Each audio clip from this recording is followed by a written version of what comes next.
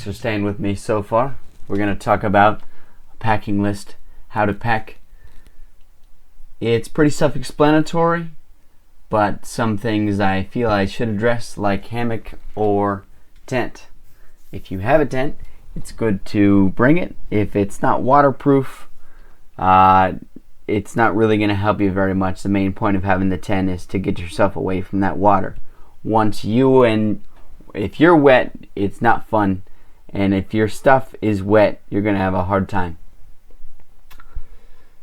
And if you're going to bring a tent, it's going to take a lot of room in your bag. So if you have a tent but you're unfamiliar with backpacking, or maybe you're familiar with backpacking but you've never put it in such a small bag as to have it as a carry-on, and you're by yourself, you might get a $40 hammock that I recommend, and just string that over you where you have trees, and sleep on the ground with your sleeping bag and a sleeping pad,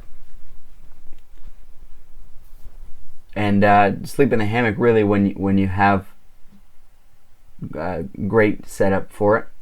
And if you really have no trees, you can just use that. Use the tarp as you put it over you, use it as rain protection. If you have two people and you have a good tent, or you're willing to buy a good tent, which is a great investment, then I would say that is ideal. Normally I'd say just bring the hammock, because it's easier, it's less expensive, and you're covered in more cases with the tarp covering the bikes and the bug covering in the hammock. However, I'm having you camp out on a rocky area, on that rocky peninsula, on day 2, and a hammock is not going to work there. You have nowhere to tie it to. So if you have a tent, or you're willing to buy a tent, and you have 2 people, or you have some serious packing skills, then bring a tent. And if not, consider bringing that hammock. And if you can't get that hammock on Amazon, and you can only get it around you for a far more expensive price, like if it's $100, $80 for the hammock, and you're a little bit adventurous, maybe just use a tarp, because that's all that hammock is going to be good for. But if you don't have that green hammock tarp, then in case of emergency you can't camp anywhere, because you're going to have a harder time covering those bikes. But I wouldn't think that's going to be so much of a concern. You can probably still have an easy time camping anywhere, because there are so many trees and so many spots on Madeira. The second major choice is shoes. Now, there's a couple of options. What I do is option C, and I don't recommend it.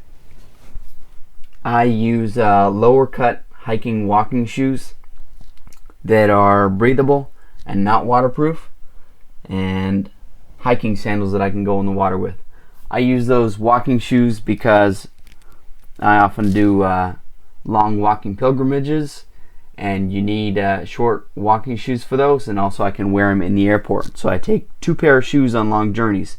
However, that doesn't protect me if I take a serious fall, or on the motorcycle. And if it gets rainy, and cold and rainy, it's really quite miserable, and it gets to be dangerous depending upon how cold it is. I actually got trapped up in Madeira in a storm, in a pretty bad storm, in that mountain plateau towards the western half of Madeira, and I got so cold that I couldn't tie ropes to fasten a tarp to a stone shelter that my friend and I found, because I was wearing those shoes, and it was very cold, and it was wet, and it was in a rainstorm. So that's what I do typically, and I don't recommend it. If I went to Madeira again, I wouldn't do that.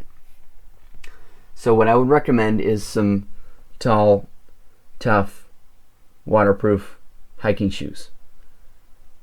And for your secondary pair of shoes, if you don't have or want to get hiking sandals, I'd say get your walking and chilling shoes, like your low-cut Vans, and then some slim flip-flops to go in the water, if you even really need those. They're not really a big help. They just they just keep you from having to deal with like washing all the sand off your feet dry and switching from the beach to whatever you're doing, because that's a bit of a pain.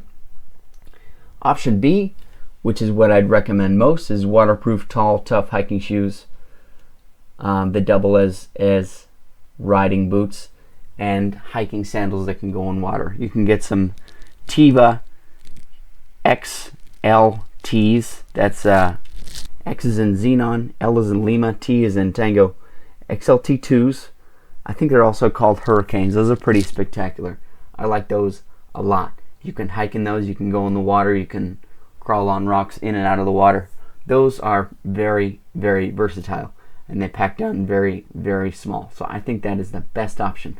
But what you're likely to have is your walking and chilling shoes, like your Vans, a pair of flip-flops, and you might need to spring for some waterproof, tall, tough hiking shoes that are going to double as your riding boots. The disadvantage of having waterproof, tall, tough hiking shoes is if you're hiking in hot climates all day, those are going to get hot. They're going to have some trouble breathing. But that's not usually a problem unless you're doing a long pilgrimage type of hike where you're hiking 20, 30 kilometers a day, or like 15, 18 miles a day.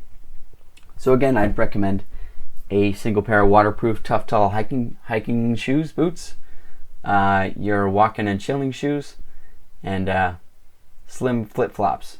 So you should be able to wear your big, tough hiking shoes through the airport and your travels. It's going to be a little bit uncomfortable, but more uncomfortable than hypothermia if you choose the lower cut hiking shoes. Wear your waterproof, tall, tough hiking shoes in the airport and stuff like that, and then that'll make room to keep your walking and chilling shoes in your backpack. Or you can, I would recommend tying them, putting them in like an exterior pocket, or kind of like fastening them to the outside. If you're going to check your bag, which I don't recommend, then I really don't recommend tying shoes to the outside of your bag, because you won't get them back. And then you can keep your slim flip-flops anywhere if you choose to even use them. But they are handy. They're handy for the beach, and they're handy for a hostel shower. You don't want to go in the hostel shower in your bare feet. You don't do that. How to pack is important, especially if you're new to backpacking, and that skill set, getting yourself loaded well. I recommend an Osprey backpack or Deuter if you're in Europe. And if you're in Europe, you probably know all this already. But if you stand your backpack up so that it's tall and not long, there's a pocket in the bottom, exterior zip pocket usually. And it looks like your sleeping bag can go in there. It can go in there, but what's really useful to use that for is to like accordion fold your clothes so that they're in about the regular width, but the length is folded in thirds, halves to thirds, and then stack them all on each other, and then fold them, stack them all on each other, and then sit on them. You don't have to sit on them, but get them squashed down a little bit, but so that they still keep their fold, now they're not getting messed up, and slide them in that bottom part if your pack is standing so that it's tall. You stick them in that bottom part, and that'll keep all your clothes together, and that'll keep them from expanding and taking all your backpack space. There should be a pocket on the side. You want to keep some smaller essentials in there. If you don't have a headspace, you're going to have to keep your metropolitan essentials like phone, money, and things like that. But I would keep your phone, money, and sunglasses in the top if you have a top part. And the rest, you can just, it's not tough to find a way to get them to work in the middle center largest part of the backpack. See if you can find another way to access the largest part of the backpack from the exterior without unstrapping the head pack, so then you can get into the center of it without totally disassembling it. And